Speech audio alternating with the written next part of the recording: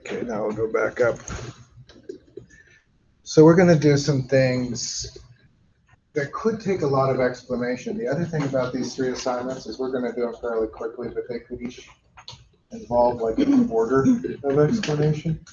We could spend a whole quarter doing things like that. I'm going to talk about schema. We've not done a lot with schema, so I'll talk. The DBO, for instance, is a schema.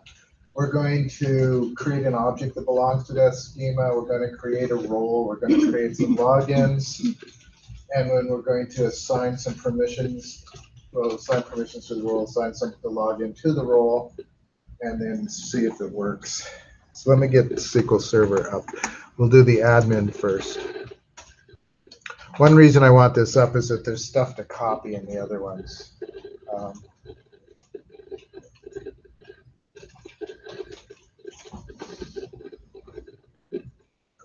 So, you guys ready? Questions before we go? Anything? Fun plans for the coming weekend? No? It's homework.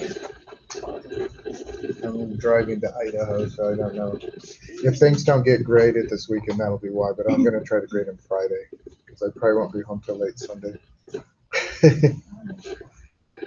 All right, so we'll do, I'm just going to make the comment admin commands. These are going to use Metro Alt because I'm actually doing the assignment with you. Oops, don't need that as a comment.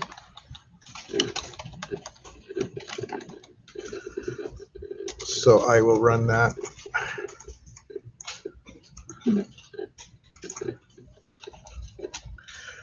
All right, so first thing I'm going to do is create a schema. But do you guys have any idea what a schema is? The map. That would make sense, but it's actually probably not how it's used here. One of the things, so schema is a really overused word in database and probably elsewhere. On one hand, it's the structure of a table, you know, the basic, you know, what are the columns, what are the data, so those are the schema. We're also, when we do the XML assignment, we're going to create an XML schema, which is an XML document that describes another document structure. In this case, it's actually management or ownership of objects. So we're going to do schemas and roles. Schema is a collection of related objects that are under the same auspices. And one of the schemas that we've done the most, let me do real quickly. In fact, the only schema that we've done, anybody have an idea what it might be? If we look under databases, well, that's the database. Or Metro Alt. I'm going to do Metro Alt because that's what we're working on. Remember when we did the function and you had to do DBO dot, or when we did the union where we were using 2 different databases and you had to use the DBO, you know, the database name plus DBO. DBO is a schema. DBO stands for database owner. But you can create other schemas. This is true in Postgres. This is ANSI standard, although it's not always done the same way in different databases. So you were saying you would normally we would make an own schema for ourselves even, so that we didn't actually. So in a lot of databases, the way a schema is created is when you log in with your permissions. If you create an object under your permissions, it's under your schema, right? So nobody would have permissions to see it except perhaps the database owner that can see everything. Does that make sense? It would be just your object. One of the things that Microsoft did, and as I've been playing with Postgres, they did too, is they decoupled it with from the login. So I could create a schema. Let's say you wanted just one for management, because I think that's what the assignment is. I'm going to say create schema management. All right, it's that easy. So what the create schema does is it's going to create an owner context. one of the things that can happen, what is it not like about that? Oh, these stupid things. One of the things you can do with the schema is you can say, I'm going to create a whole bunch of views and objects that would be used by management. When you log in, if you've only got permissions to that schema, then you'll only see the objects that belong to it. You won't see all the other objects. Does that make sense? You can use it to control access to the database. So if I run this,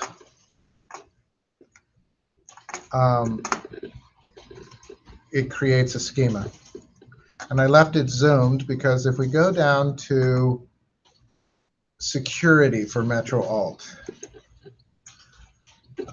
I hate how this floats when I'm zoomed. Come on. Why is it not scrolling up?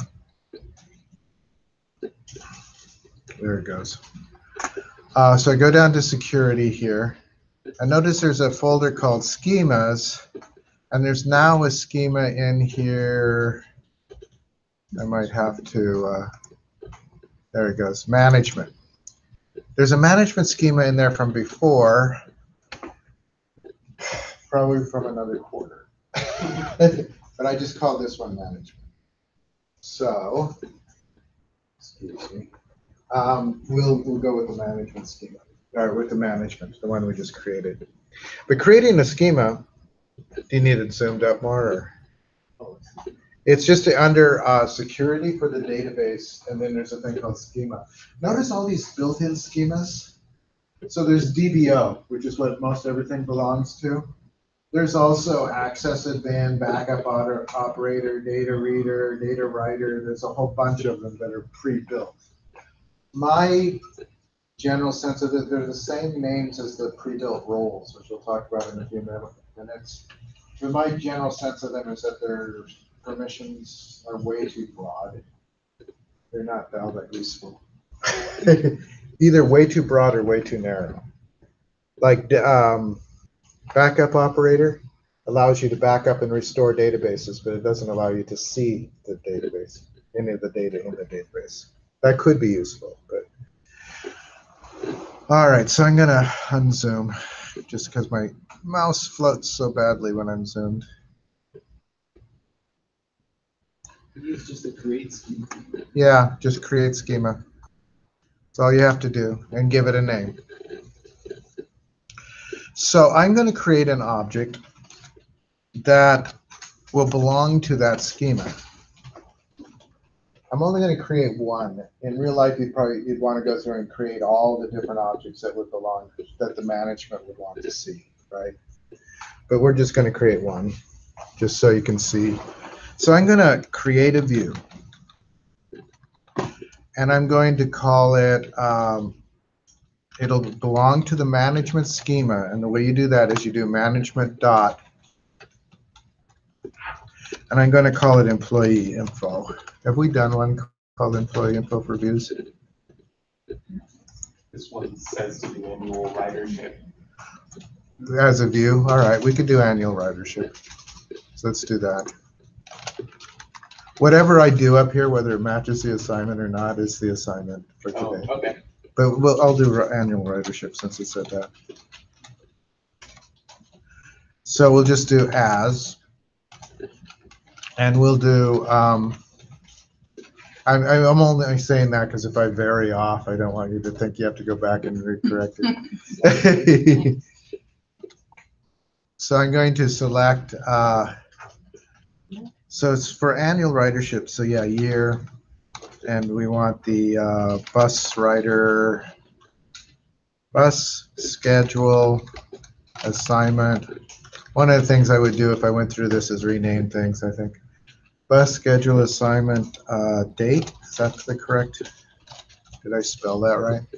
No, that's not right. There's an address. Yeah, and I think schedule spelled wrong. It's not spelled like that. Is that correct? I should just drag it in because I can't spell. bus schedule assignment date. All right. And I'll put that as year. Okay, and then we'll just do, I said total ridership. So let's just do count riders. And I'll just say total. And I'm just going to make it simple. This will be it.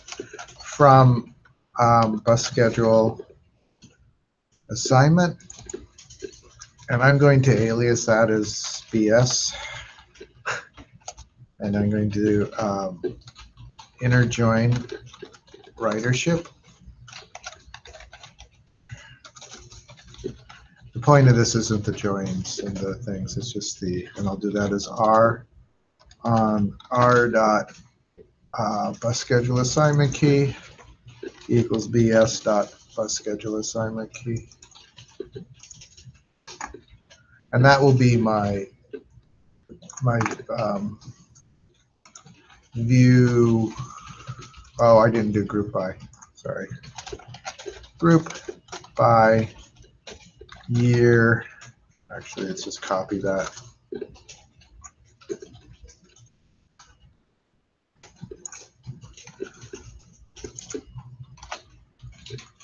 Now the view will create.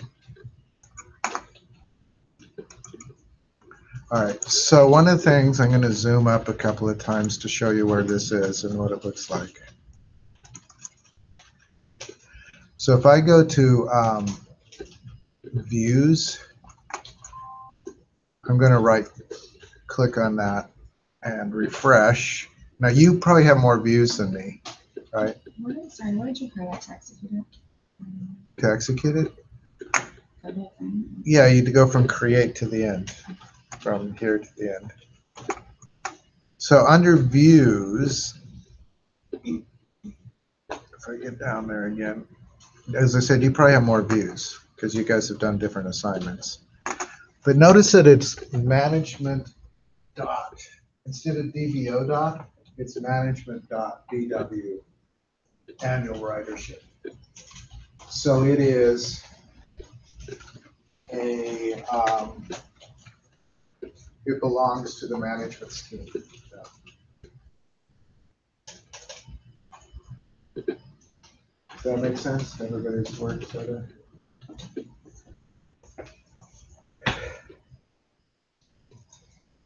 Anybody not? Just scroll down. Scroll up to, I just wanted the whole thing. all right, just a second. Like that. If you can't do this, if this view is taking you too long, you can just do select star from something.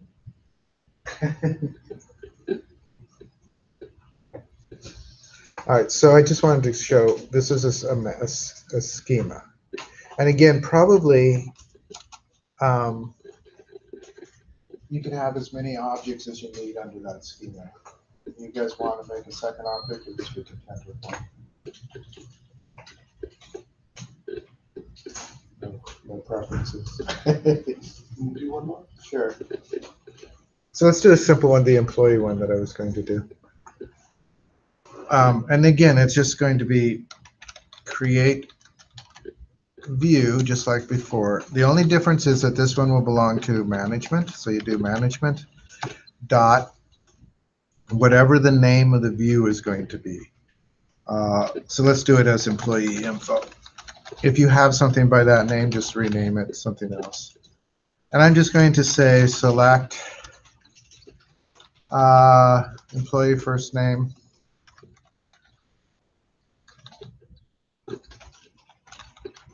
I'm not going to do a lot.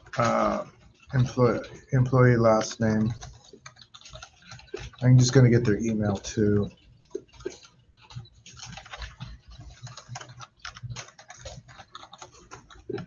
And then I'm also going to get like the, this will mean more joins, but the position, name, and hourly, what is it, employee hourly pay rate? So that's good enough for that, but we have to do some joins to get those. So from employee. I know I'm moving a little fast. I don't mean to. Inner join, and let's make this an E. Inner join employee position, EP, on E.employee key equals P.employee key. Are you guys getting somewhat, not P, EP, somewhat used to joins? And then we just do one more inner join with position. That's my P on P dot. Oh, I spelled it wrong. P dot. Oh, come on P dot position key equals EP dot position key.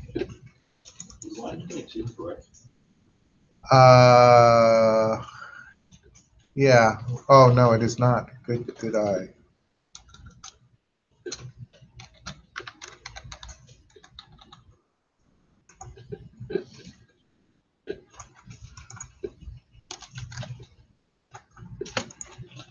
Yeah, I didn't even see that. That's good. What discussion? So it said I had E.employee key equals EP.position key. That wouldn't work. It would return results, but they would be meaningless. Does that make sense? Because we'd be comparing apples and oranges, basically. So I'll make this view. And then again, if I go to views,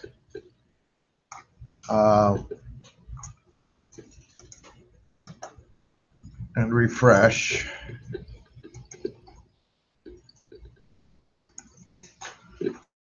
so I have two, and they both belong to the management schema, which we'll use in a minute.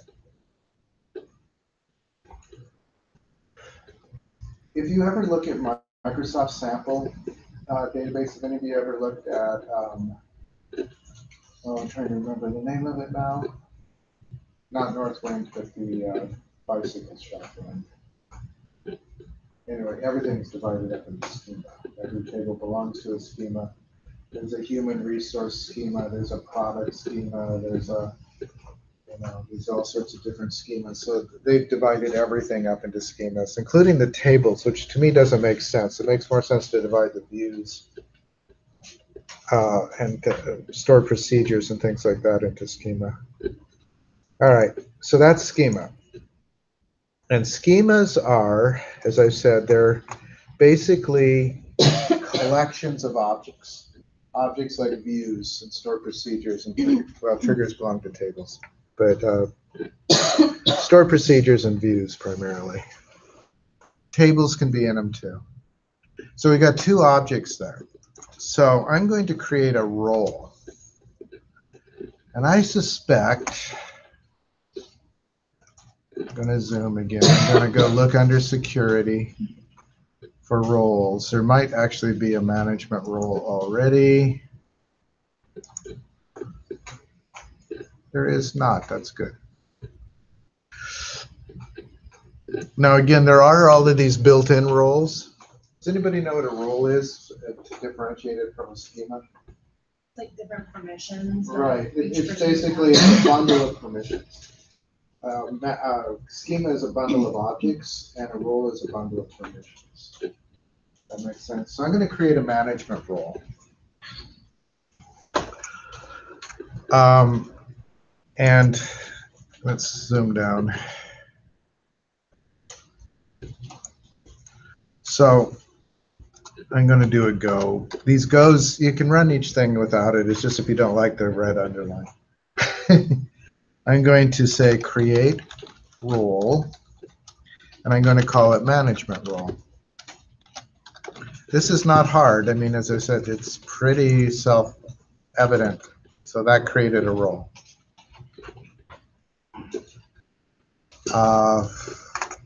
If I zoom up, if you look under roles,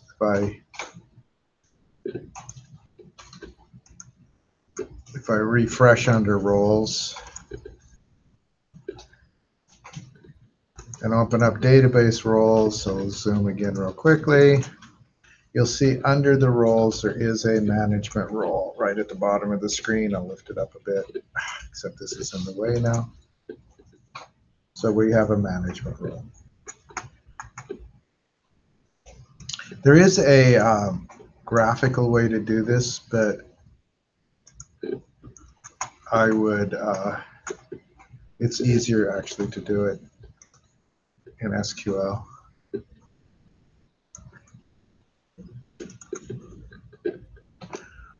So I'm going to put some permissions on the role, but I'm going to do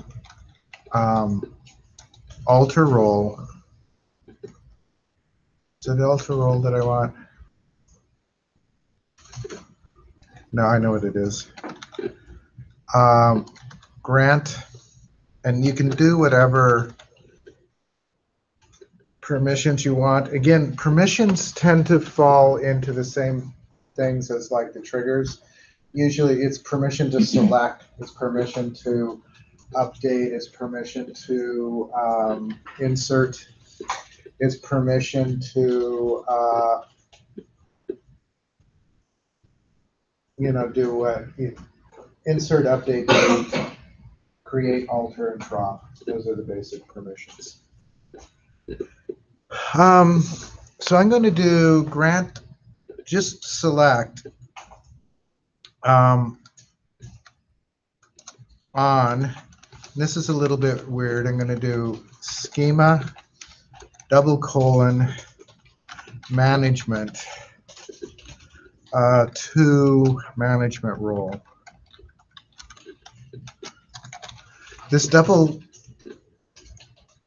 colon is only used when you're talking about schema. I do not know why.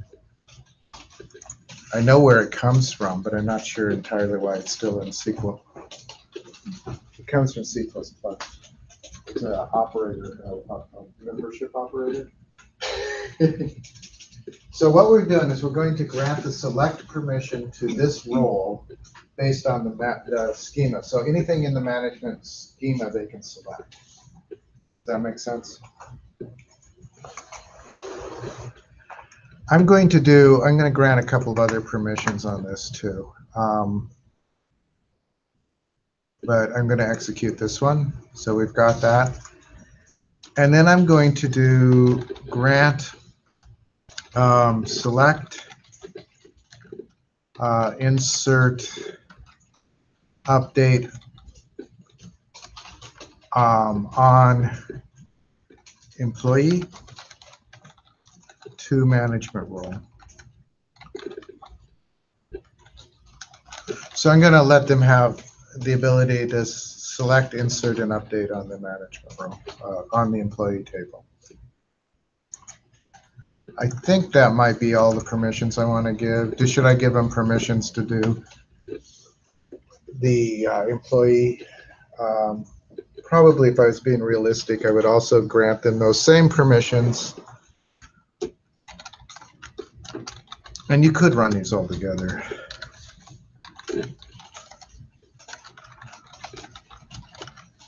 And I'm going to say on employee position.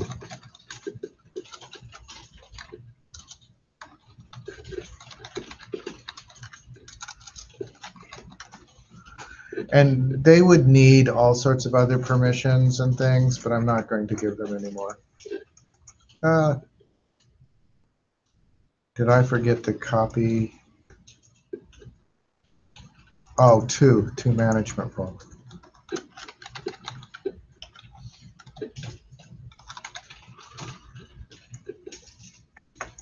Okay, so that's all the permissions. I do want to show you something just from the GUI. Just show you what it kind of looks like. So I'm going to do the management role here. I'm going to right click and I'm going to do properties.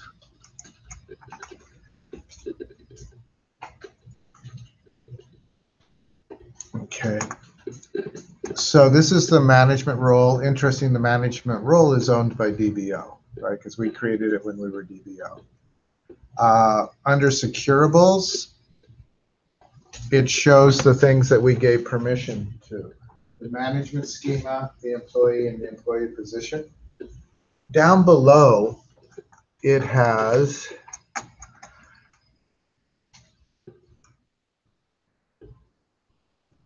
so the one permission we have is select. And notice that that's marked. Right. If I go to employee, the employee table, then it has insert, select, and update. I do not know why those are doubled.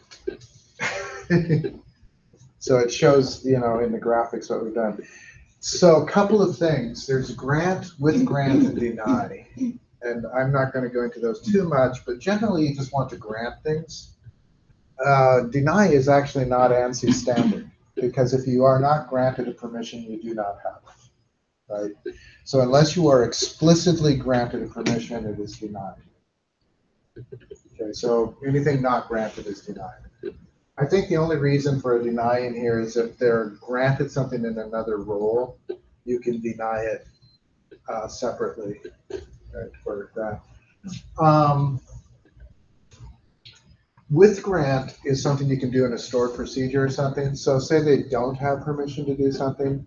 If you say with grant, then somebody that does have that permission, like the owner of the stored procedure, can grant them permission to do that for the context of that stored procedure. So you can create a with grant where you give them temporary permission with an explicit grant to be able to do that. Does that make sense? Yes.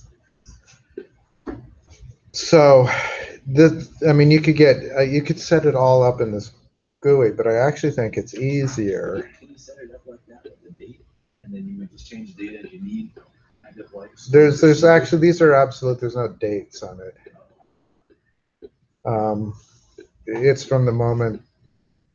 What would you want to date it? I'm just curious. If you could do that like a stored procedure with the date, you could just go in and change the date each time, and then put your date on here, and whoever's got the permission, go ahead and execute it for the day, and that would put out the temporary permission.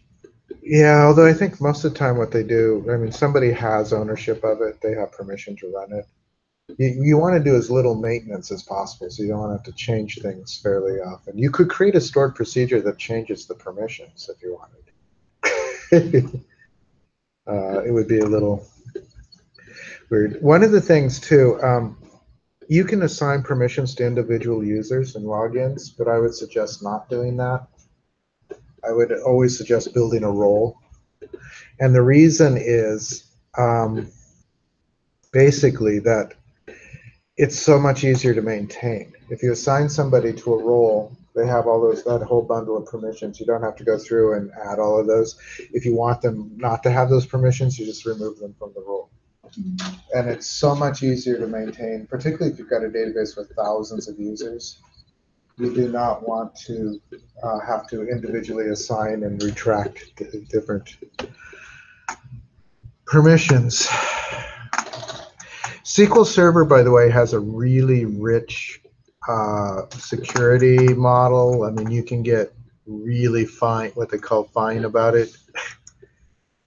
You can get to where you can deny people access to particular columns on particular tables. Again, I wouldn't bother doing that. I would create a view for them to look at that didn't have that column and give them permission on that and not on the table.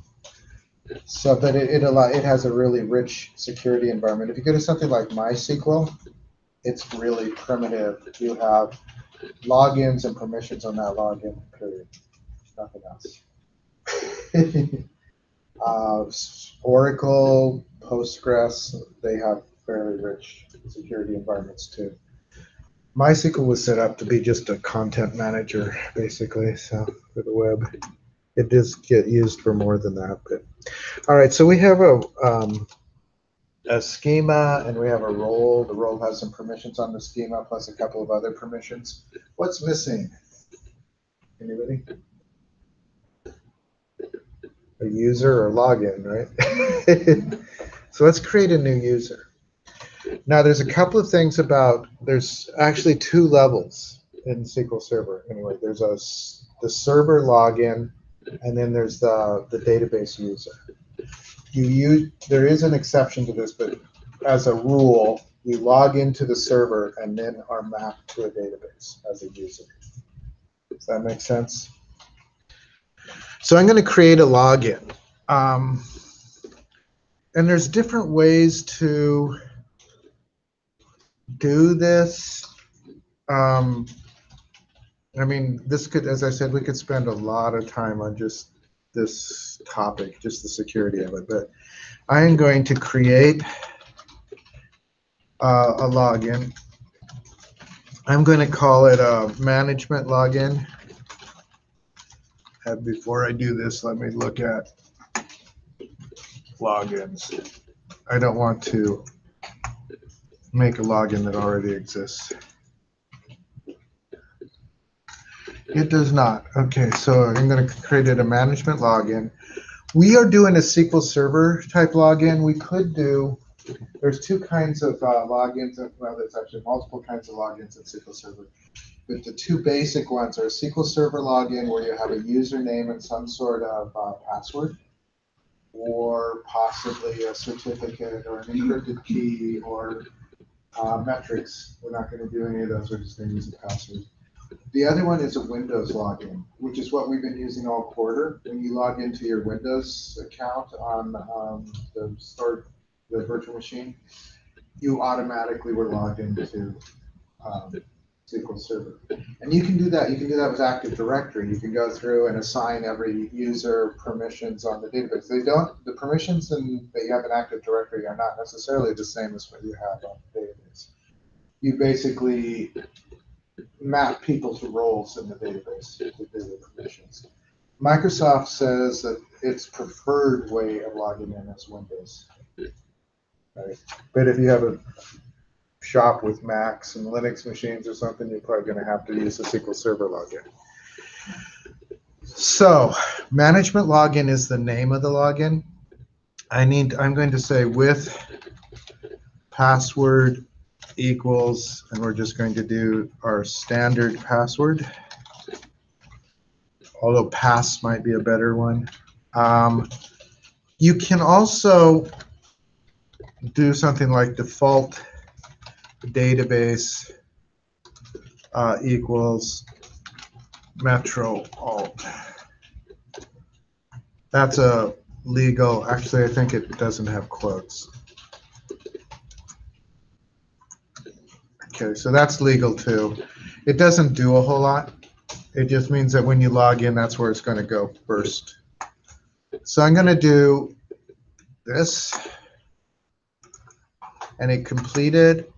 And this one is, so I'm going to go, it's totally in the way. I'm going to logins for this isn't the database, so let me like collapse the database. There is a security folder that is outside of any of the databases. This is the server level security. And when I do that and I right click on it now for the logins, it should have a management login here, right there. All right, so we've created a new login. And you log into the server. A couple of things about this login. It has 0 permissions. The only thing you can do is connect. You can't navigate, you can't look at anything because we haven't assigned it any user to map it to, and we haven't assigned any server level permissions. I'm not going to assign any server level permissions, but we'll assign it to the database. All right, questions on that? Oh, that's not what I wanted to do. I just want to get out of the Zoom. One of the things with this XML and stuff, we shouldn't have to zoom in and out so much. So I'm going to do one more thing. I'm going to create a user. no, a create user for login. Actually, I think it's just for management login.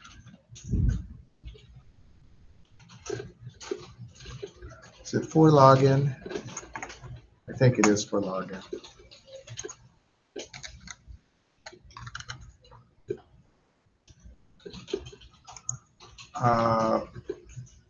Oh, and one of the things you need to be sure if you're doing this is that you're using Metro Alt. So what is it not like? What am I doing wrong with the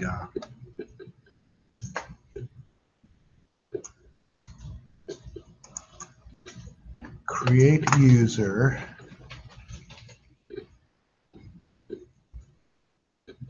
Oh, I didn't give it a name. That's why it's unhappy. Let's call it management user.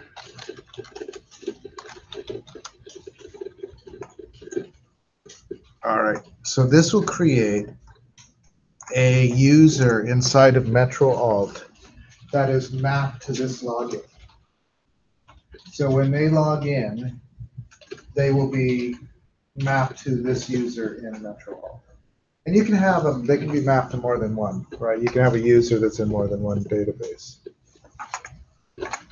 It's mapped to management login. What? It's mapped to management. It's mapped to the login because we said it's for login management login. So I execute that. And again, I'll zoom up. Keep doing this, but so we have management user there. So if I go to Metro Alt, and let's close the tables for a moment. And if I go down to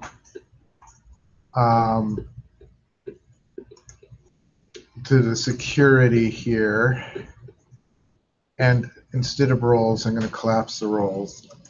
I'm going to do users. Notice there's a management user there. We've added a management user to the database.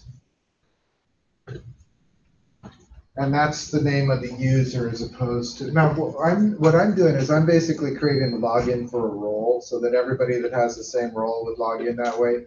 Actually, with something like Metro Alt, you would probably create a login for every individual employee, right? Rather than do it this way. But I'm just sort of being generic about it. All right, so we have a management user. That management user, by the way, can connect to the Metro Alt, but has no permissions in it. They cannot see any tables, they cannot read any data, they cannot select, update, do anything in the database. All they can do is connect to the database. That's the only permission that they have. So we need to assign them to a role or something, right? We're almost done with this stuff, but I'm going to do alter role, management role.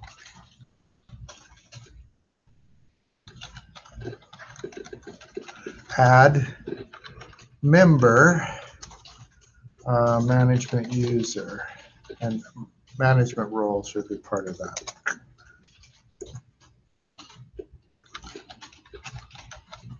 Okay, so what this does is it adds a new member to the role. We're saying we're going to alter the role, we're going to add a member. That member is going to be our management user. So they should have permissions, all the permissions that belong to that role. So the only thing I'm going to do next is we'll test these. I will zoom. Well, I'll show you a little bit on the role again, just to confirm that it did what we said. So if we go to security roles, and we go to the management role, and I'm just going to look at the properties, which will give me the graphic for it.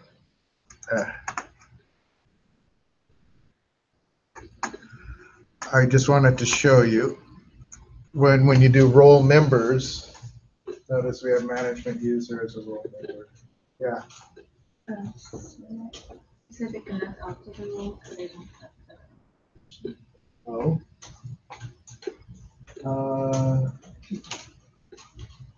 That's interesting. It should have permission.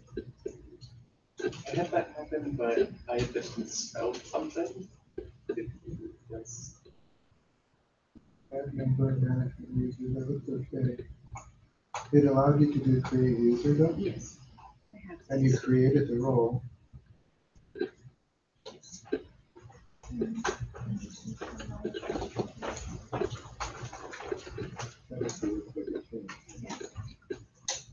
Okay. Thank you, I'm sorry. No, that's okay. Okay, so they're in there. That's mainly what I wanted to do. Now I'm gonna have to do one other thing to test this, which is a little bit weird, and then we'll do the XML and stuff. So I'm gonna unzoom. Actually, I think I am gonna stay zoomed. So I want to log in as this person, but SQL Server isn't set up to allow SQL Server logins. So I'm going to right-click up here on the server, and I'm going to go to the properties.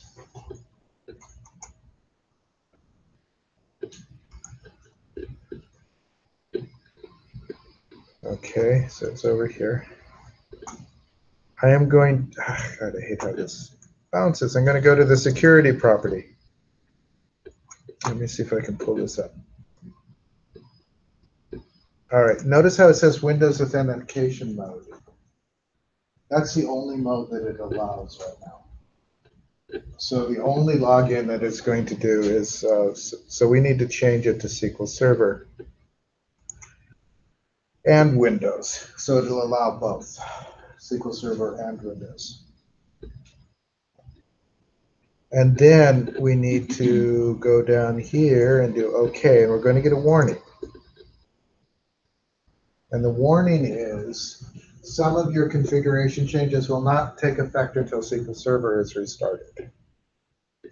So I'm going to do OK. Now, one of the things you can do is if you know that you're going to need to use SQL Server things when you install it at the beginning, you have that choice whether to allow it or not. So you could choose to have that set up at the install as opposed to later. Now, shutting down the Management Studio does not shut down SQL Server. But if you right-click here, wherever my mouse is, on SQL Server, it has restart.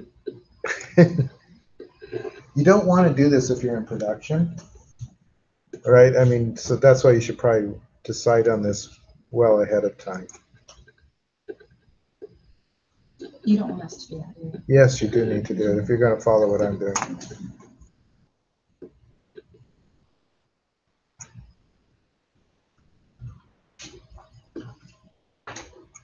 It gives you lots of warnings.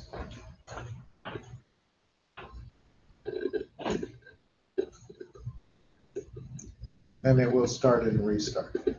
The thing is, if you don't restart it, when you try to test this login, it won't work. After you get the properties, you want to add permissions. So for restarting it? So this is the server, so go to security.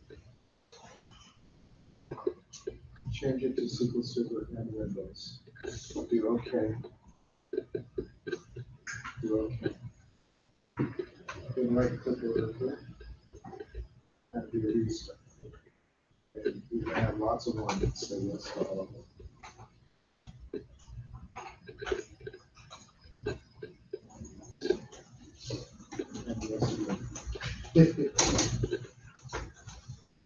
Because if you don't restart, it won't work. So let me get you restarted on SQL Server. Although this isn't actually, if you just turned in the code we have so far, that's the admin one. Okay. But if you want to follow the next part, right click on that. Go to Properties. Security. Change to SQL Server and Windows. Do OK. Do OK because we're going to have to restart the server. Now right click on the server and then do restart. And it's going to ask you 3 times if you want to do that. That's the Okay. hand. Do I want to see Yeah, that? you want it. Well, it won't take that away. Oh, Yeah. So just right click, restart. And then yes. And then yes. And then yes. what did we do? We restarted the server. We changed it so that we can log in with a password instead of logging in through Windows. Again, this isn't part that will actually show up on the assignment. So if you just turned in the code yet so far, you'd probably be okay. But I just want to show you that it works. And then we'll move on to the XML and the other one, the JSON. All right, so I want to, I guess I need to zoom again. I want to log in. I'm not going to close what's here, but I'm going to click on Connect. So up in the corner, I guess I can go up there. Right here, this Connect. And I'm going to connect to a database engine. Okay. One of the things I don't know if you knew about the Management Studio here is that you can be hooked to several different servers. And you can be hooked to the same server under several different accounts. Right? This is actually, if you go to like a lot of database shops, most of the database machines don't even have a GUI on them. They're just running SQL Server in a command mode because the GUI takes too much resources. But what they'll do is they'll have one machine that is hooked to all of those machines that has this graphical interface. So they can hook all, you can look at all of those machines at once, right, in the same thing. So anyway, over here, if I can get it centered and not move everything around. Okay. So one of the things I'm going to do is I'm going to change it to SQL Server authentication. And then it gives me the place for a login and a password. So it was management login. You always use the login, not the user, because you have to go through the server first. And my password was just password with the capital AP at SSW0RD1. If you did a different password, you can do that. I'm going to do connect. With luck, it will connect. It did. So notice I have two different contexts here. This one says management login, and this one says Steve. All right, so the management login is the thing there. So I am going to, from the management login over here, I am going to right-click here and do new query. What's the login? Management login. Use management login, whatever you wrote up here. So management login. The password is. I just did P at SSW right here. P at SSW0RD1. Login name is your name. No. The login name should be management login.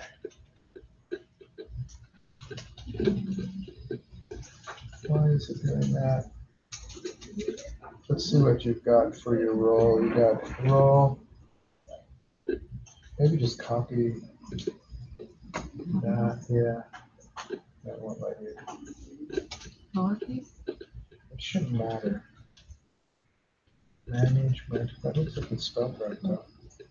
And then P at SS, capital P at SSW0RD1.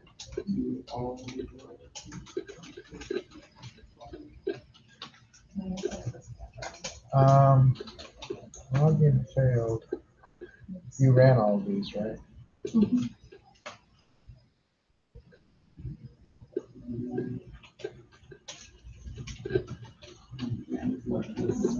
Yeah, that's good.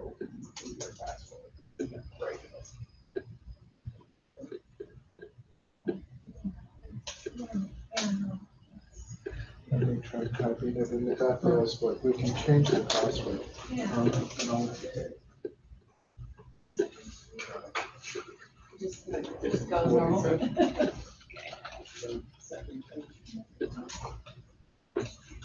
Sure you're typing it right. Oh, Yeah. that's what it feels. Oh, I don't have a zero. It's just a, Oh, that's probably the reason, yeah. it's just an S, or it's just. Try it with just a zero. Oh, That's probably the reason. This is just test, this is just proving it. It's not actually something you need to turn in or anything, but couple things. So I'm doing a new query, but it's important that I do the new query in the new context, right? So this will be a separate query window. If you do it from the Steve context, you have total permissions, right? This window with the Steve still has admin privileges. This one only has the permissions that belong to the management role. So like if I say,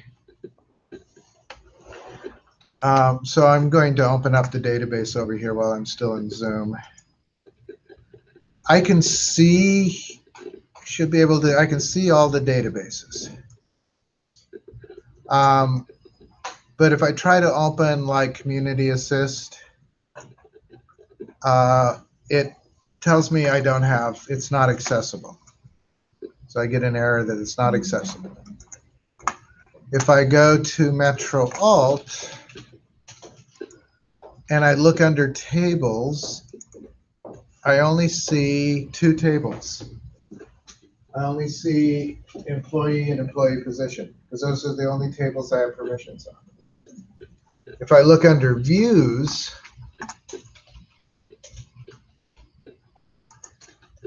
I can only see the management views, right? There may be other views, but I can only see the management ones. If I were to try, just real quickly, I'll do a quick select from, I didn't give even permission to look at position, which doesn't make sense. But if I were to do that, I'm leaving it big for a moment. So down at the bottom, it will say the select permission was denied on the object permission. I don't have permissions for that. I only have the permissions that have been granted by the role. So I could do select star from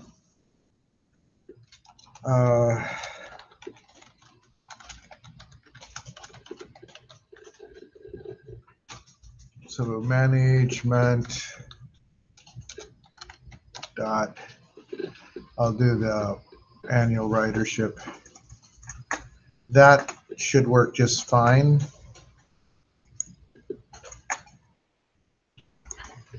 And let's go down here.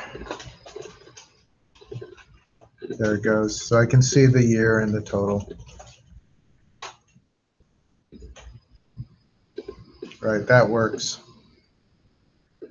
I could do things with employee and things too, but I can't do it for any other thing that's not explicitly granted. I can't see it.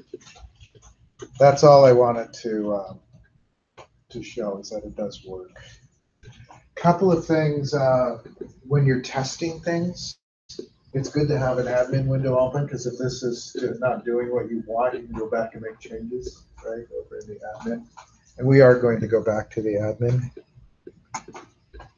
because I'm going to basically just continue on with the next assignment here in a moment. But are there questions on that? I'm going to just kind of close everything down there. You could close that server if you want, but I'm not, that view. All right, so I am going to kill the magnifier. Well, not kill it, but lower it.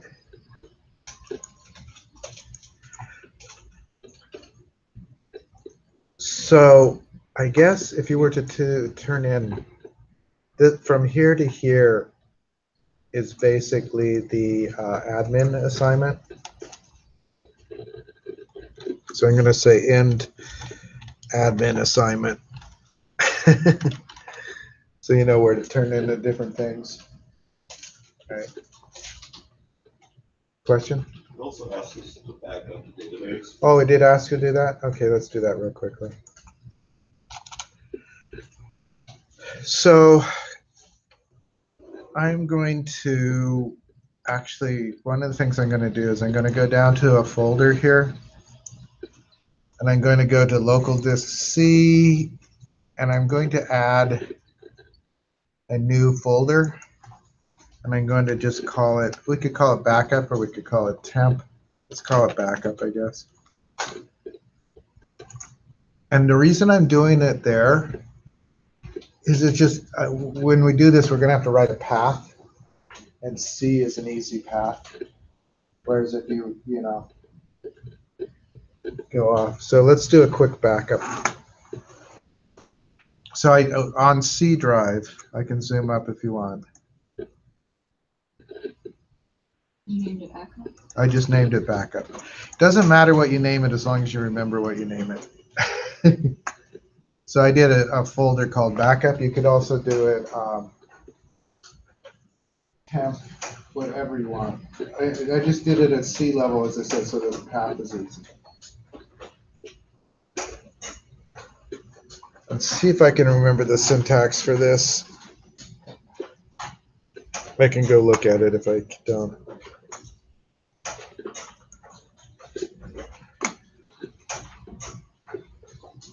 All right, so there's that folder there. So I'm going to say backup, database, metro, alt, and this is the part I'm trying to remember. To file, to disk.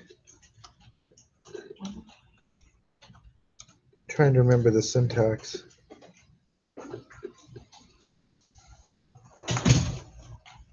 I'm going to minus this. I'm going to real quickly go. I don't do this very often, which is, I will be doing it later though. So Conger ITC.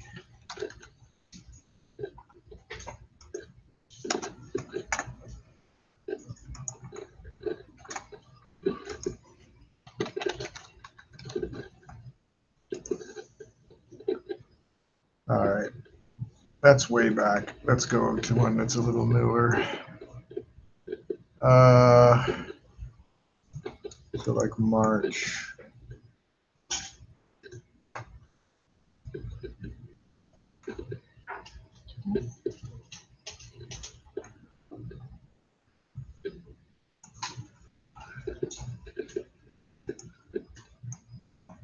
XML, trigger and admin. You can tell in different quarters I end up stuck with different. So here's backup. To disk, not to file. That's what I was wondering. So let's go back. So I'm going to say to disk equals, and then I'm going to do C : backup / metro alt dot back. The dot back is optional, but okay. So that's all there is to it. I'm going to back it up. And it says that it was successful. And if you look in that folder, and I guess have to zoom for that. It's there. Now, in the summer, I do a longer stretch of these because there's different options for backup. You always have to do what I just did because I didn't give it any options was a complete backup. Backup everything in the database. There's also backups where you can do, once you've done a complete backup, you can do incremental backups where you only back up what's changed since the last time. And you can also back up the log. And in fact, if you want to restore after an accident to the last time, you need to back up the log. Yeah. I ran mine, but it didn't really work. I don't know. If I used Schema. Sure. It's not case sensitive, is it? No. Restoring we could do too. Restoring's a little more dangerous. If your restore fails, your database may be suspended in animation for a while. You can back up to log. You can back up the log. I have a So log. instead of saying backup database, you would say backup log. Am I doing something different? Or- You have to back up the database first. You can't back up the log by itself. Did you create the folder back there? Yes. I think Metro will be. Sorry? Metro will be that is. No, it shouldn't be. So what is the error? It says it can't find the path. So let's look at your C drive. Oh, that's the play. You did it in the folder outside of the virtual machine. Oh, So you need to create the backup folder inside the In virtual. here. Yeah. uh, A couple of just general rules. You should never do the backup on the same disk as the database. Right? It's totally useless if you do that, because if your disk crashes, you're just screwed. It should be on another disk, probably in another machine. When you back up the log, the same thing. You should never have them on the same disk as the database files. But I think I'm going to make that the end. I think I said to back up. Did I say to restore?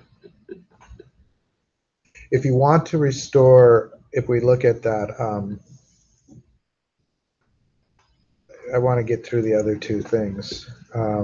There is in the blog there, it's basically just restore from disk instead of to disk. And it should work fine. We could probably run it if we wanted. The only thing I will say is that a backup, when it fails, and generally it won't fail if you've just got one backup file, but if you've been doing differentials and logs, you have to go through and you have to restore from the initial one, and then each one in sequence with the log is the last restore. And if you get the sequence wrong or you do something wrong, you can really screw it up.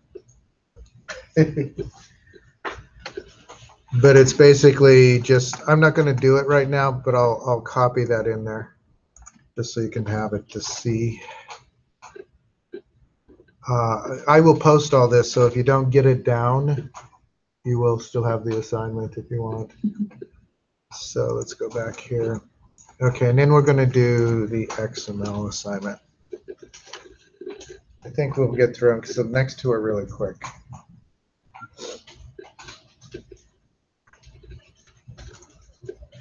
And again, if you backing up a database is vital if you're going to survive any kind of accidents, disk crashes, things like that. All right, so that's the admin.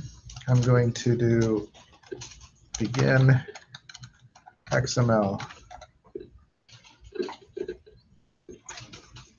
And I'm going to go here and I'm going to just show you the XML assignment. So let's go assignments. Some of the code that we need is here. So I'm just going to click on XML. Do you guys know anything about XML? Okay.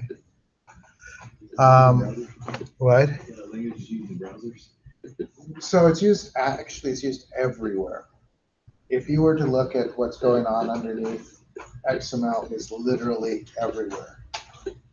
Word files, Google Doc files, OpenOffice files are all XML.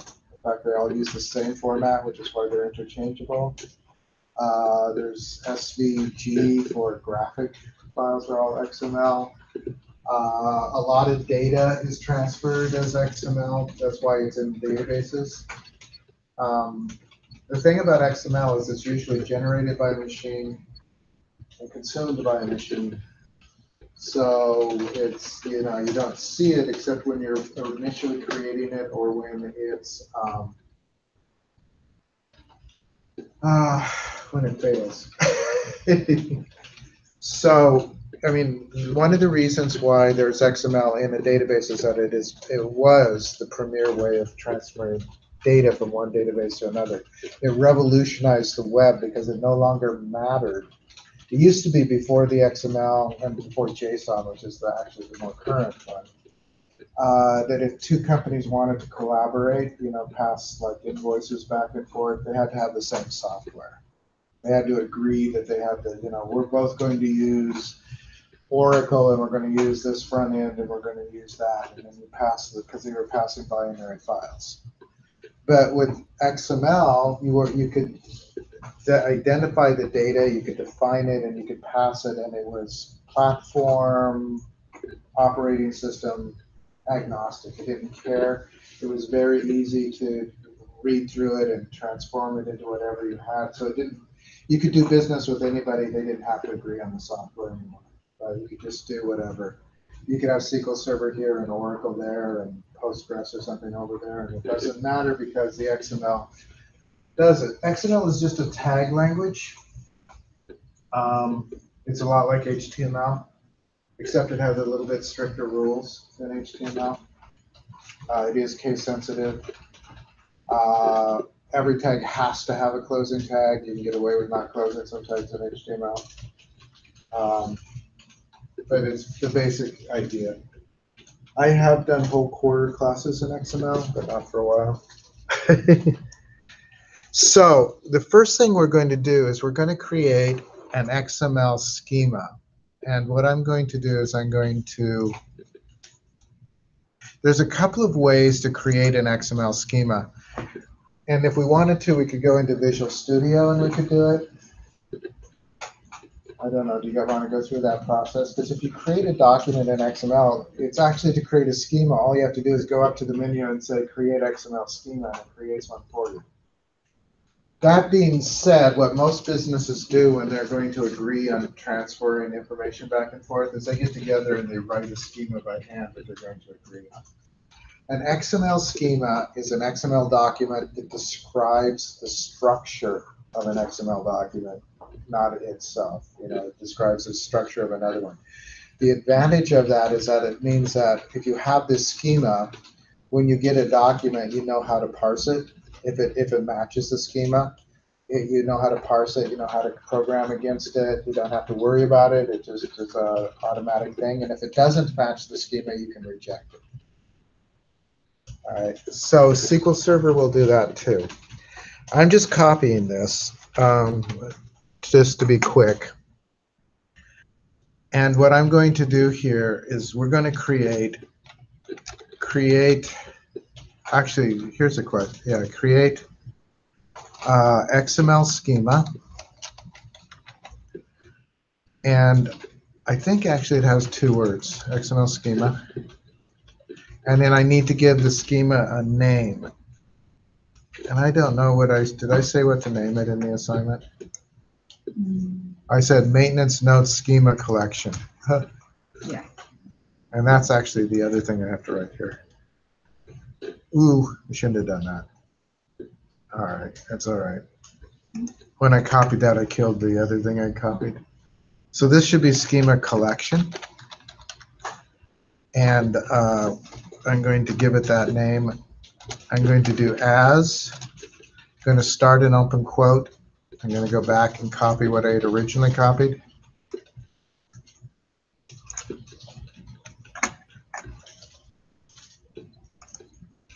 I'm going to paste that and then close the quote at the end. There are other ways to do this. You could create a variable and assign a path, file path to this, and you could load the file. But we're just copying it in. So I don't know if I want to explain all of the elements of this. Notice it defines an element called maintenance note.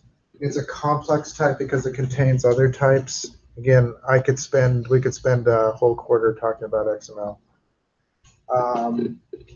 Inside of the maintenance note, there is a thing called a title, and there's a thing called a note, and inside the note, there's a P tag, which is kind of like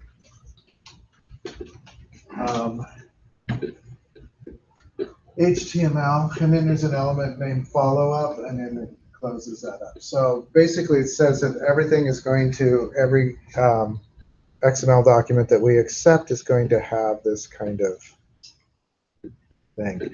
The namespaces are to keep things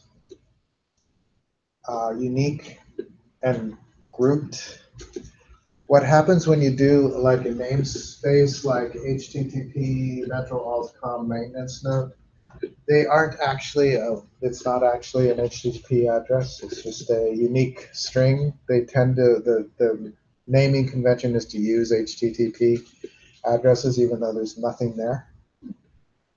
Partially because you can put your company name in there, etc. What the effect of that is that every element has that whole string in front of it. You don't have to do it, but as far as the parser is concerned, like the next element is maintenance note. It will be http://www.metroalt.com/maintenance note:/maintenance note. That will be the name of the element. So it keeps them, one of my favorite words, it disambiguates things. For instance, we have an element called P here. It keeps it separate from the P that belongs to HTML, for instance. And it's not uncommon to do that. So I'm going to run this. I said we could go on forever on these. So a couple of things. It's real important that it's all in quotes, right? I will zoom up for this just to show you where that went. And make sure if it fails, it could be that you're in the wrong. You can't be in the management login and do this. I think it's in the master.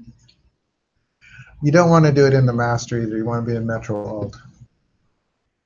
Can I do it again? Yes, you can do it all. Just change it to Metro Alt and do it.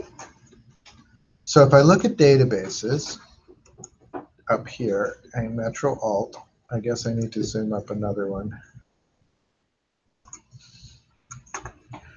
And if you go down to programmability and you look under types,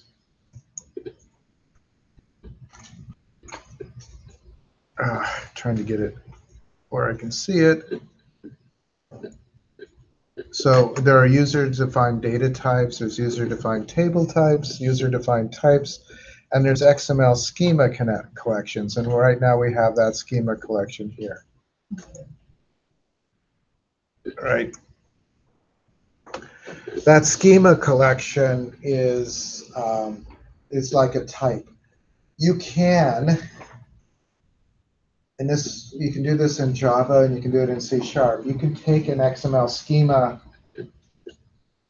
object and you can turn it into a C# class or a Java class. You can do that very easily. And you can also take any Java class or C# class and turn it into an XML schema. It's called serialization, and you can do it fairly quickly. There's a method to do it in both languages. It's fairly easy. So one of the things, those of you that are in the 172, is that's what it's doing, is creating a schema XML collection for that translates it into, etc. Anyway, so what we're going to do is we're going to use this.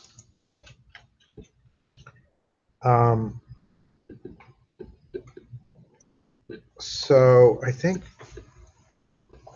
let me look at the assignment.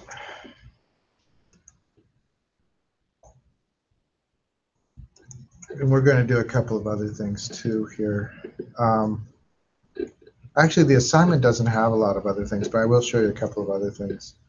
So maintenance notes. You guys made that table, right?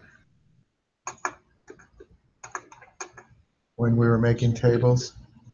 Do you have a maintenance notes table? No? I thought we made it. Detail. Maintenance detail has a maintenance notes thing, right? Yeah, there's column. Yeah, so I think we want to drop that. I am going to fake this because you don't have to do this, but it will be in here. I never did it. I told you guys to do it, but I never did it in mine. Create table maintenance detail, which is related to another table, but I'm not going to do the foreign keys. And what do we have in, what do you guys have as a structure in there? 3 foreign keys and then maintenance notes. All right, so I'm going to just fake this maintenance. I can't type the maintenance. Maintenance detail key, and I'm going to do it identity.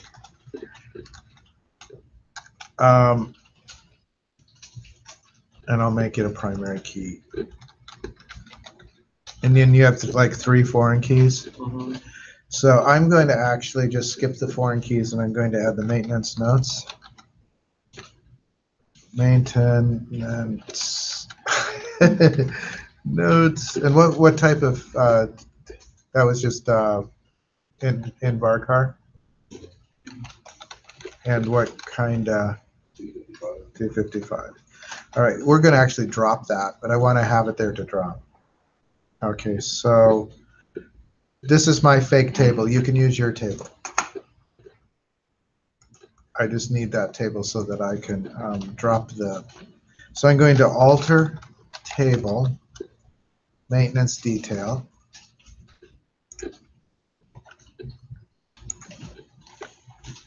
And I am going to drop column maintenance notes. Because this is what you guys will want to do.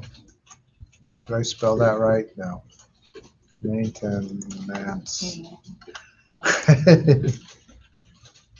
So I'm going to drop that column, and we're going to re-add it, but different. We are going to alter table maintenance detail. And we're going to add maintenance notes. So the same thing that we just dropped. But we're going to make it XML. And I think I want to do, so maintenance notes schema collection.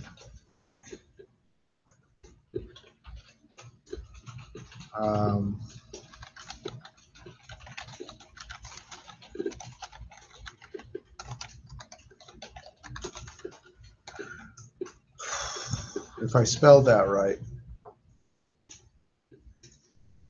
You did. I think it's I think I just have I don't think I have a second.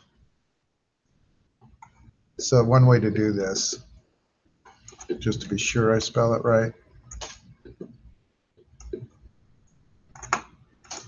And you don't need the DBO.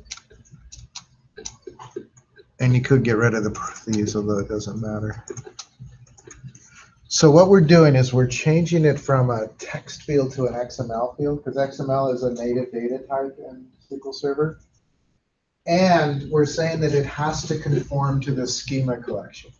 That means that it has to match. So I am going to execute that. So we've added that type of column, an XML column. And we're saying it has to conform to that schema. So in the assignment, I have insert into maintenance detail. Now, you're going to have to do some other things, because I think you have to fulfill those foreign keys. So I'm just going to do this into maintenance notes. If you have anything maintenance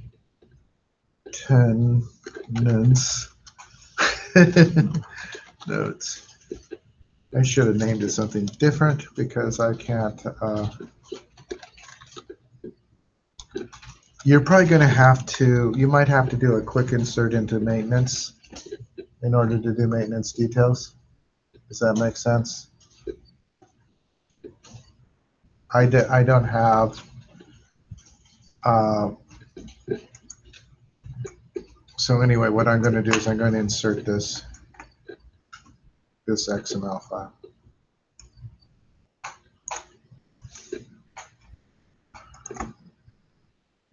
And hopefully it'll work. I almost always recreate these things, and this time I'm not, so I'm trusting that what I gave you works. Single quotes around those. Let's see if this works. Now, it may not work on yours. So mine did work, but that's because I don't have those other columns in there. So I said you might have to do a quick maintenance thing in order to have a maintenance detail. Or do you have an existing maintenance thing? Were there any inserts into those tables? No, so you might want to insert into maintenance in order to do maintenance detail. I don't know why, but like nothing I thought would do execute worked on this. So you didn't have, it didn't work up above? Nothing. Like I literally copied everything. Let's look at something. I have a that should work.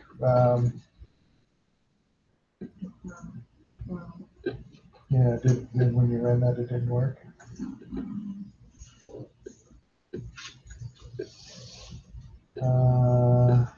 It says it already. It says. I think doing this right. Well, you need the bottom parentheses. You need this parentheses as well. The table, it's not complete if you got, so a couple of things. Comma, and then this parentheses is part of the table definition. Right. Which you didn't I include. see. Cannot find data to invar. Oh, you got. Oh, it's in. Yeah. Oh, that's what it was. Yeah, and then this should work. So actually, so then we need to drop. Yeah, and then we need to add, and then we need to insert. Okay, so we did this. I want to show you what it looks like, and then I'll show you that what this effect of the schema is. So I'm going to do select star from maintenance detail.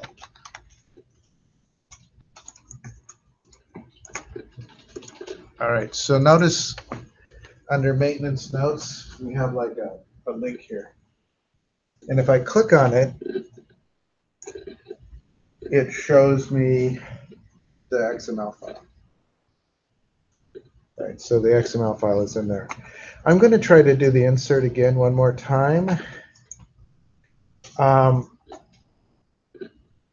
to go to the right place. But I'm going to change a couple of things. I am going to change title to a capital. I'm going to do a capital there, and I'm going to do a capital there. Remember, so it's valid XML in the sense that it matches, but it doesn't match the schema, and it is case sensitive. So this is going to fail when I try to insert it a second time. And the reason that it's failing is that it expected HTTP. I told you it has the whole thing in front of it. www.metro.all.maintenance node title. But it found, and it goes through the whole thing again, title with a capital T. So it didn't meet the schema. It validated the schema, so it rejected it. that make sense? The schema protect says only things that match the structure of the schema can be accepted in that column. That makes it really convenient for programmers because you know that it's going to match that structure. Yeah. Can you go back up to like A79? Which is empty. What do you have? Yeah, there it is.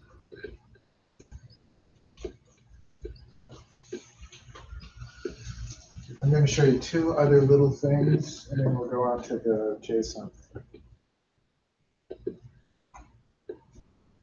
I think this completes the assignment, but I want to show you a couple of other things. So Yeah. if I want to add more records, what are the ones that I need to change? So you would just change the content between the tags. Does that make sense? Yeah. You leave the tags the way they are, but you can change the content between them. It's just that they have to have that structure, right? The content doesn't have to be the same. In fact, it shouldn't be the same, I'd assume. Is that the end of the assignment? That is the end of the assignment, although I'm going to show you a couple of other little things. So I'm going to do like extra. Actually, what I should do, I'm going to say will fail, and then I'm going to put the one that is good up above it, just so you have, and then I'll put the title back down to lowercase t.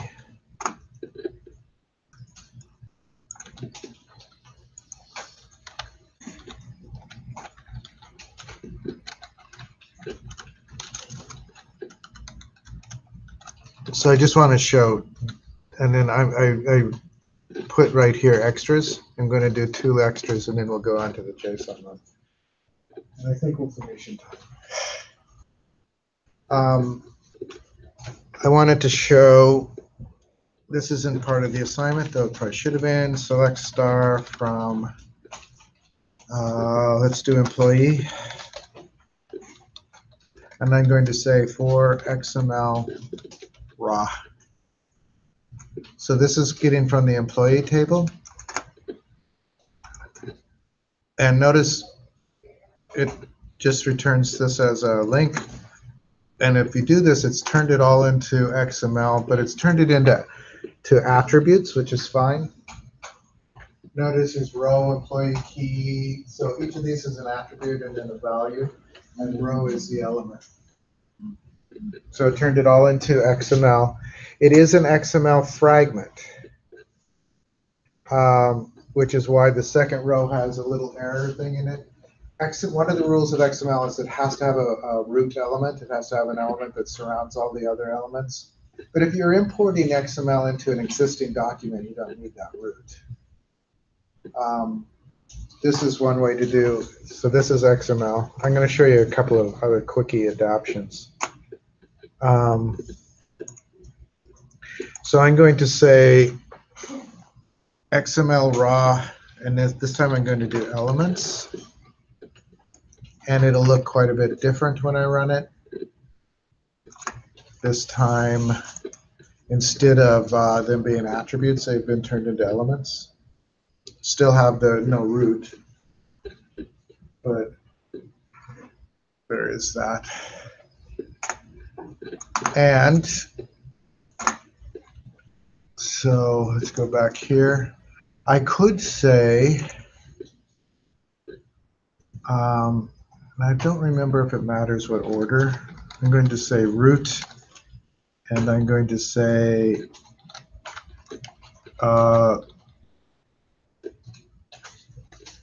employee. Let's do employees, because the rows are employee.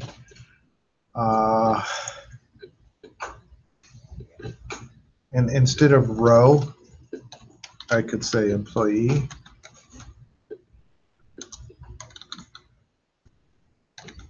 Okay, so this is about as far as you can go with XML raw. And I'm going to run that.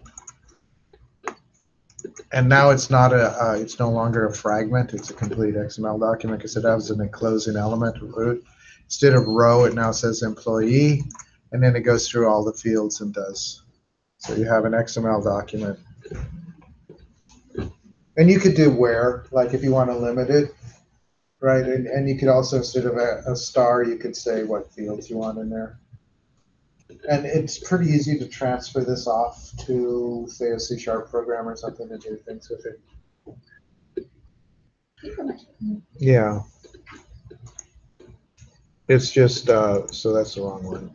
Let me go here. Now, I think because of time and because I want to do the JSON one too, I'll just mention there are other ways you can output things as XML. Instead of raw, there's auto. Auto allows you some embedding. So you can create a deeper hierarchy. You know, XML is essentially hierarchical. So you can create, like if you did a join, you can have the outer data and then the inner data.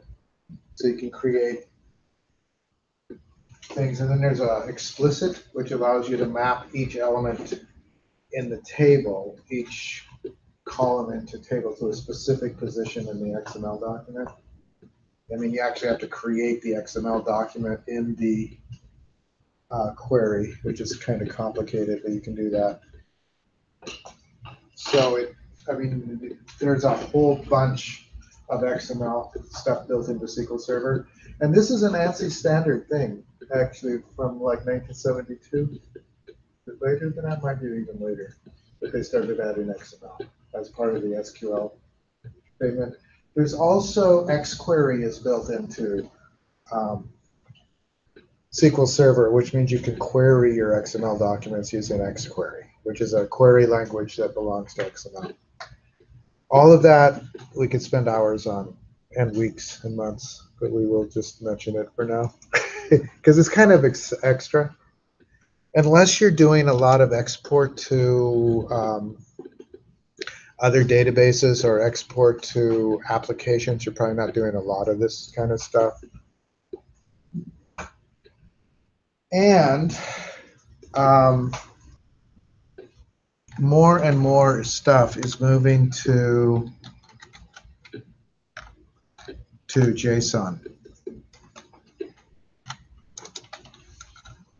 Do you guys know what JSON is? Yeah. And it's become more common than XML for transferring data between databases.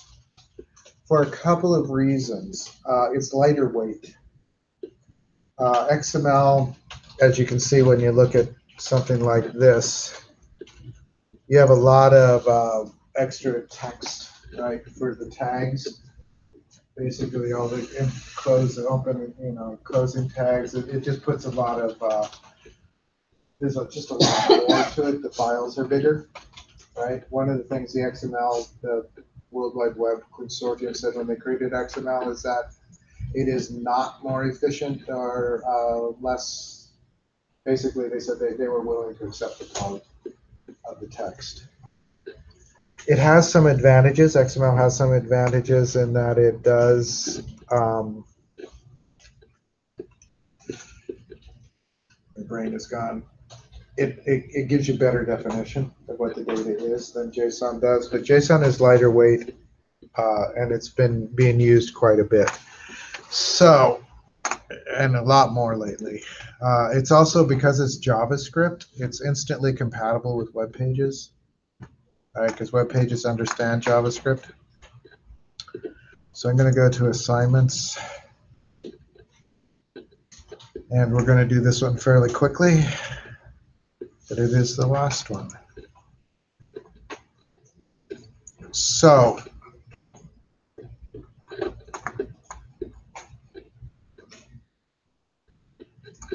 I'm going to do,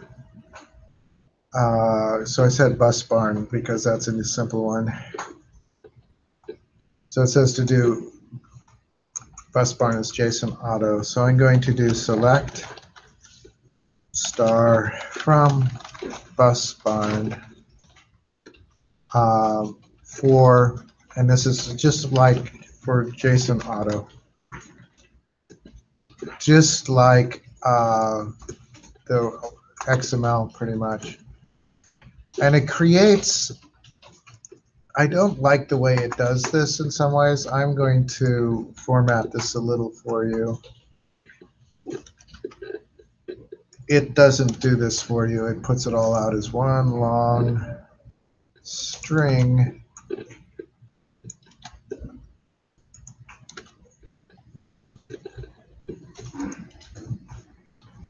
And then it would be the next one out, right? So it puts it out as JSON. JSON, again, is a JavaScript. It consists of basically a value, a key value. So the field name would be the key, and then the other side is the value. Okay. So that's JSON, and so you can output it all as JSON. Again, it does it all as one long string. It doesn't matter what it looks like when you're passing it computer to computer. But I broke it up so you could see what the actual structure of it is. Okay, does that make sense?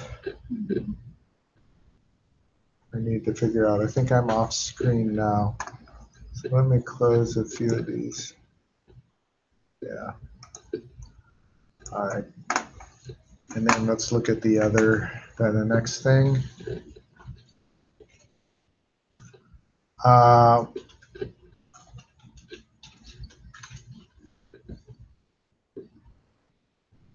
So I see that. Let's see if I remember how to do that. I know why I can remember how to do that. I actually printed these out.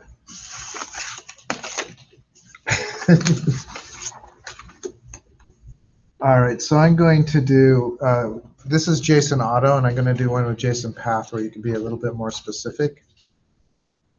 So let's go here. So I'm going to do select bus key. Actually, it's bus barn key. The reason I'm using bus barn is there just isn't very much data in that table, right? It's just so it isn't so huge. So bus barn key, bus barn phone,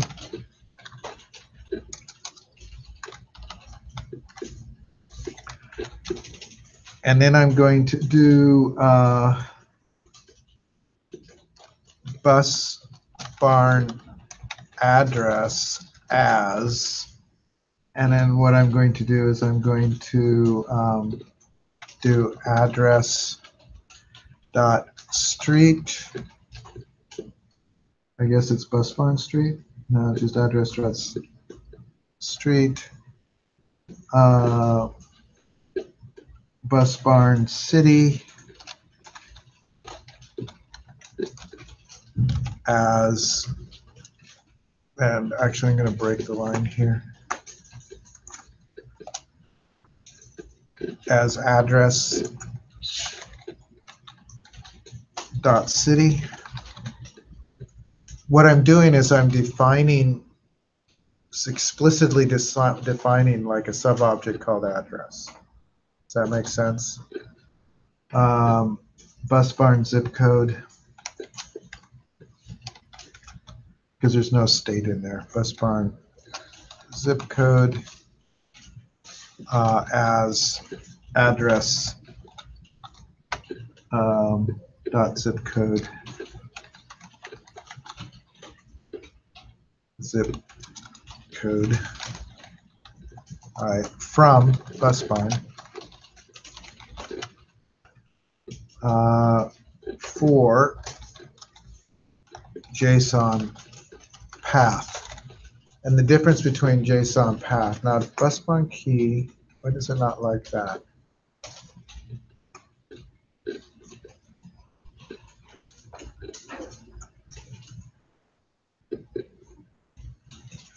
As address dot street. Oh, these should be quoted.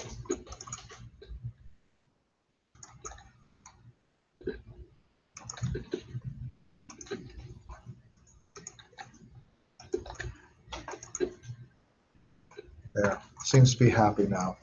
So let's do this.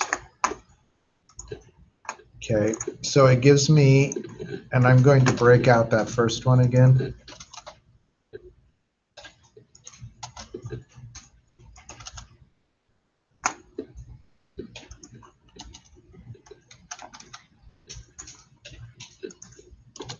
You're just doing this so we can visually see it. I'm just doing this so you can visually see it. So address is a sub-object. And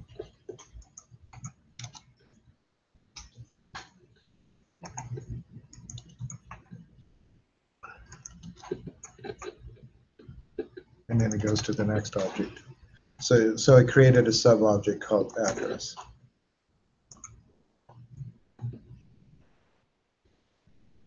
Does that make sense, sort of? Can you go back, please? Yeah. Why do we want to do that? So if you're making a more complex JSON object, there are times, particularly if you're like sending it off to a NoSQL database or something, you might have a more complex structure. The substructures allows you to group things into packets, basically. And the point is just that you can take relational data and you can output it into different forms of JSON objects. So you would probably be trying to match a JSON object that's already in the database, like in a NoSQL database. I'm going to show you one other little thing, which is how to take JSON dot. I'm going to show you how to take JSON object coming in and turn it into relational data. These are kind of neat. These are like extras. You know, as I said, a lot of jobs are more just doing the SQL where you're just pulling data out.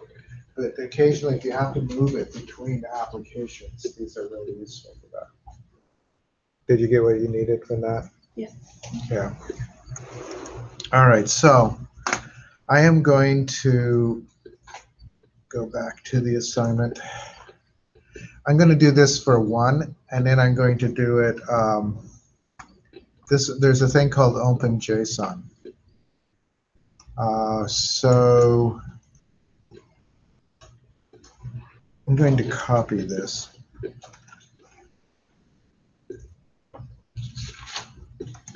Oops, I don't want Visual Studio. That was a mistake. I'm going to go here. So what I'm going to do is I'm going to, actually to run OpenJSON, I have to do one other thing. Alter Metro Alt. Set compatibility level.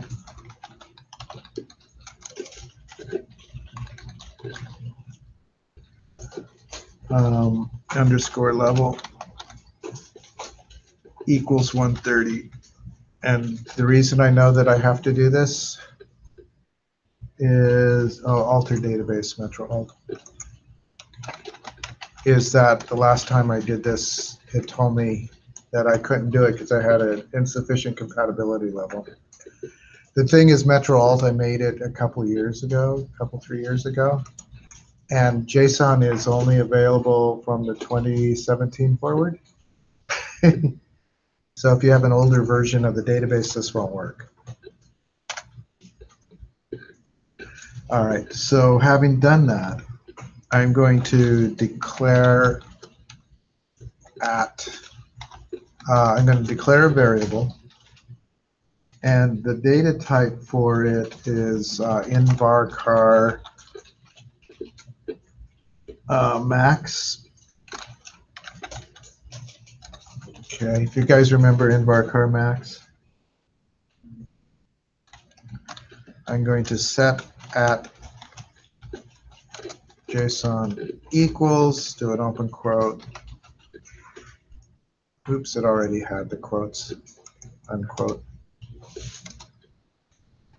Okay. So we're creating a variable for that. And then I am going to select star from OpenJSON. And then in parentheses, I'm going to do the variable.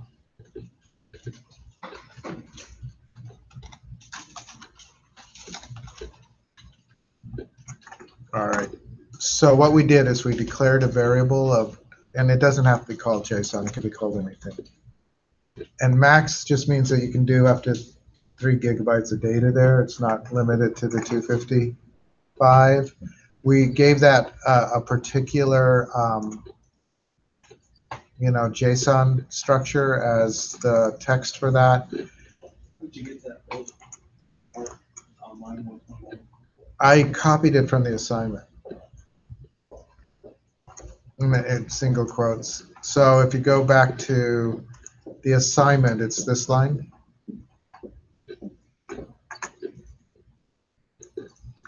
And I'm going to just run all 3 of those things together. And here's what it did. It created a little table for me. Notice it has the ID is 1, the product is an iPad, the price is $8.94, quantity available is 13. It also gives me a data type, where it goes through and it tries to define what the types are. So the 2 is numeric, and the 1 is basically string or character.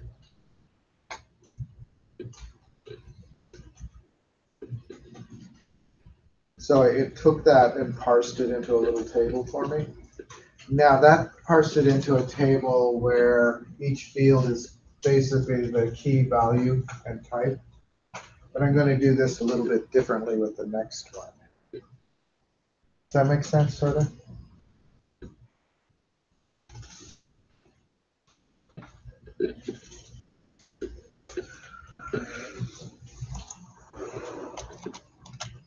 So the next one has a whole lot more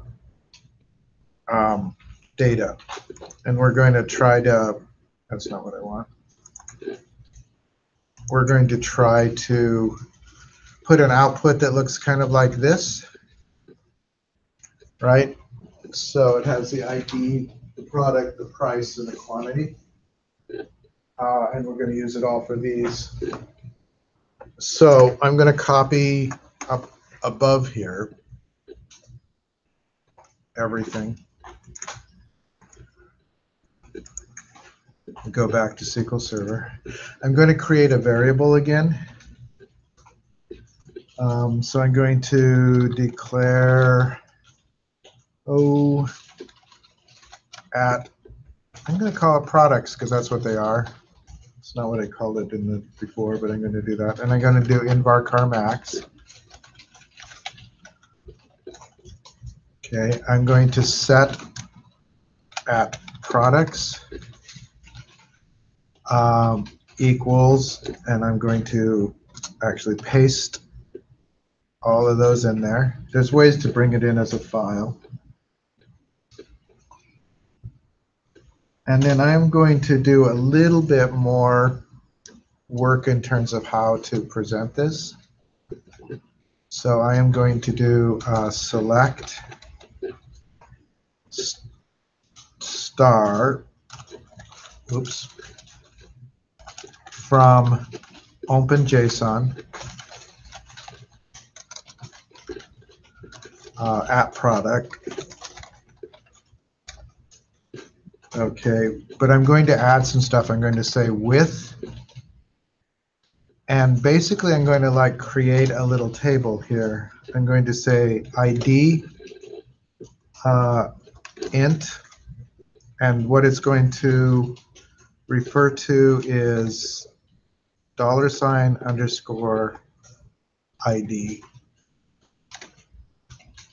Right. The $_ is how it does variables in JSON.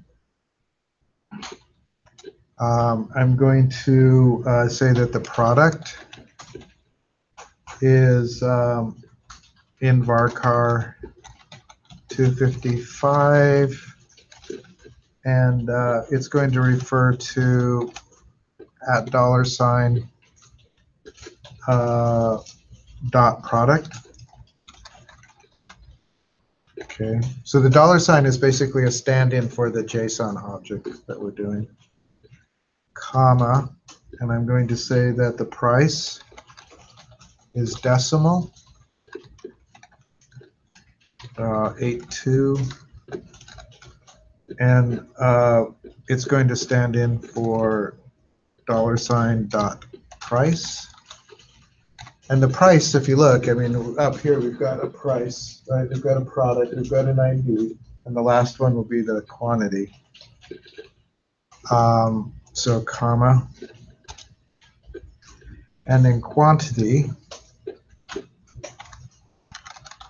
which will be an int and stands for $.quantity available. Couple of things. JSON is case sensitive, so it needs to match the case up here. So that's in the JSON. All right, so basically what I'm doing is I'm selecting everything from this, right? And I'm mapping. I'm saying I want an ID, which is an integer that is mapped to this ID. I want a product, which is an bar car that's mapped to this product. And the $sign is basically referring up to this. Price is going to be a decimal, and it's going to be mapped to price. And quantity available is going to be mapped to quantity available. Your at product below the red, is that supposed to be the, above the red? You put products. Oh, did I? Is that the next step? So this needs to be at products. Okay. Good eye. And to run this, we have to run everything all the way up to the declare. Isn't it supposed to be $._ID? Yeah, do I not? Yes. Good eyes. Saving me some errors.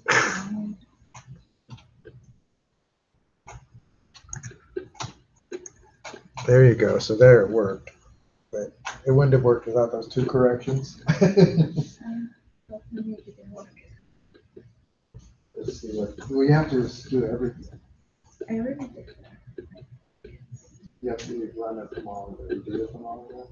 At first I did it, and then it gives me an error. I thought thank you. Yeah, you have to run the whole thing from the declare through all of this down to the table definition down below.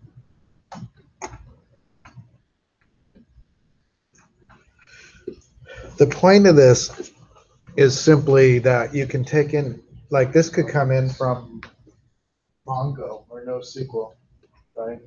And you could what they call shred it. You could shred it into a relational structure. You could shred it into table structures. Couple of caveats on that. It gets a lot hairier if there's a lot of embedded objects, right? If it's not a simple structure in the JSON, it gets a lot harder. But you can do it because you can map, right? When you get down here, you can map it. And if it's a sub-object, it would be $sign dot that object dot to the field of that object. So it is doable. It's just a lot more work if there are sub-objects in there. Here's work thing, right? How many years did work? Yeah, I did. I see it. Doesn't look like. So you got nulls for the quantity. Why is that? Let's go look at your download your definition. $sign quantity available should work actually. It came across as quantity.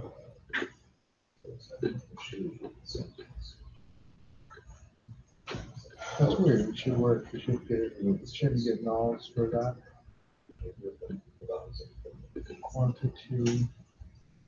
Is it spelled the same? I think you're missing it. After the N. No, I think after the N. So now we'll try it from the top.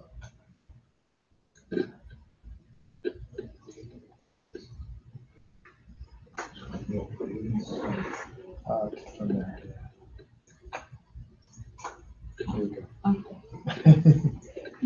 That's my question. How does it know, or the red part, the dollar, the underscore ID, dollar dot product, what is, I'm confused on? how The is it dollar doing sign that? is standing for it's a variable.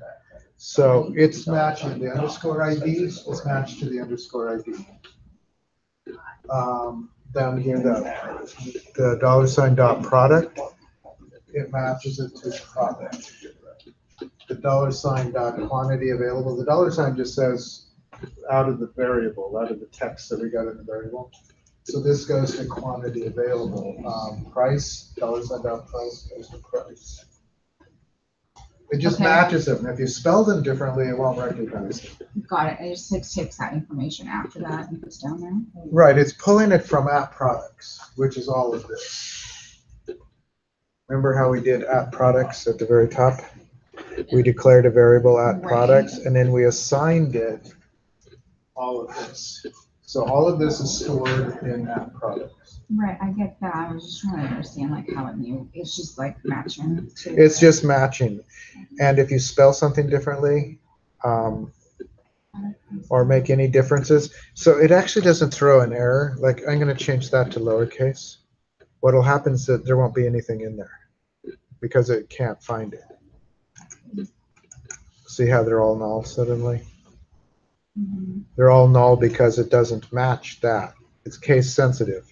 This has a capital A, this one doesn't.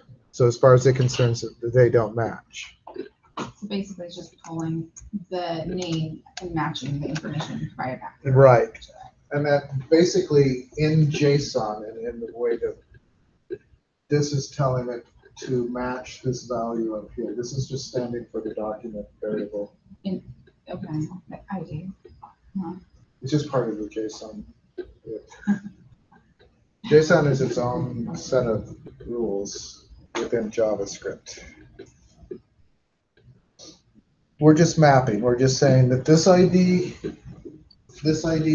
is going to be mapped to this ID. This product is going to be mapped to this product. And again, if I misspell or anything here, it'll just return null instead. Because it won't see it in the document. So it doesn't really know anything. It's just matching. If these match, then it works. If it doesn't match, it doesn't work. And it doesn't remember anything, so you have to do it all. I have a error with,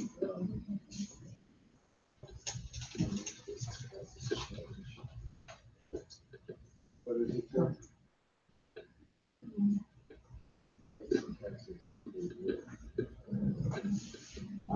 So open JSON. Did you do so we ran it from the top, right? Not from the but you have to do the declare all the way down to the bottom of that. So, and including the from the bottom.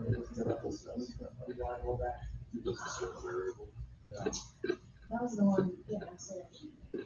You probably just didn't highlight this.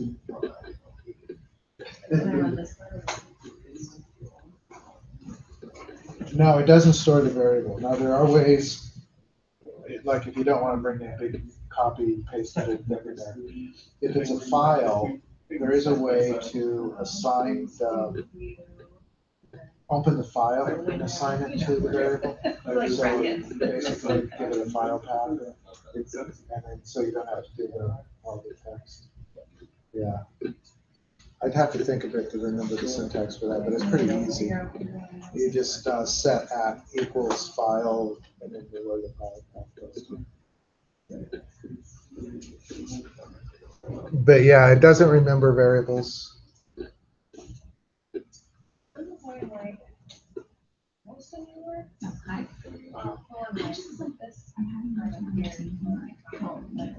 Okay. Like yeah, like why did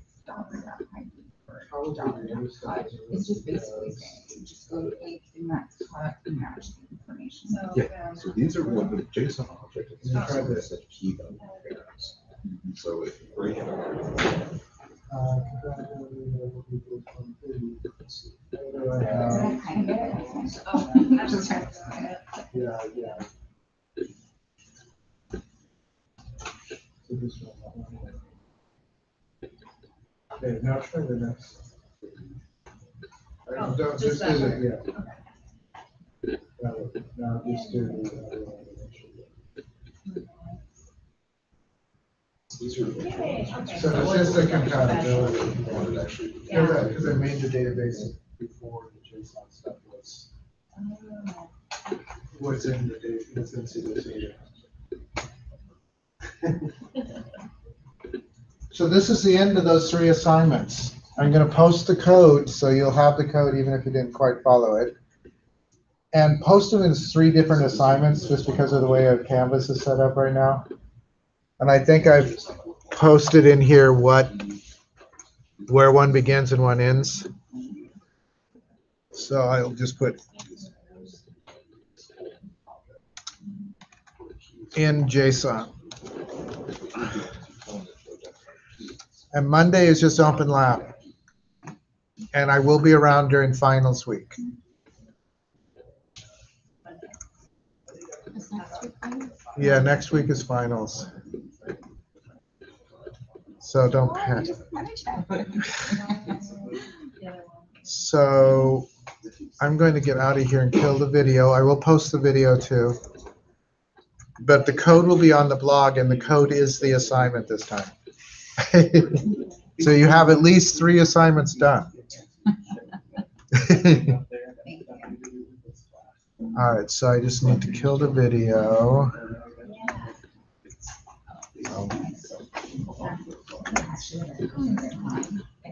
I'm starving too, and I didn't bring anything for lunch.